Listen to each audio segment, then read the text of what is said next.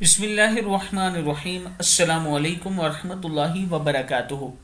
عابد راضی چینل کی طرف سے آج میں اپنے دوستوں کو رسول اللہ صلی اللہ علیہ وآلہ وسلم کا ایک فرمان بتاؤں گا۔ آپ صلی اللہ علیہ وآلہ وسلم نے کون سے برتن میں کبھی کھانا نہیں کھایا؟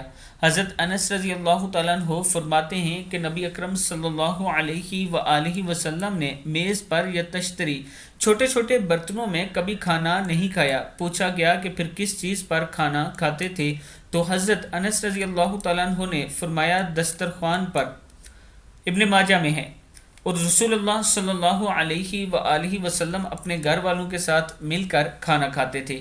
اس سے پہلے بھی میں حدیث بیان کر چکا ہوں کہ اگر آپ چاہتے ہیں کہ آپ کے کھانے میں برکت ہو تو آپ صلی اللہ علیہ وآلہ وسلم نے فرمایا کہ مل کے کھایا کرو اور بسم اللہ پڑھ کے کھانا شروع کیا کرو، آپ کے کھانے میں برکت ہوگی۔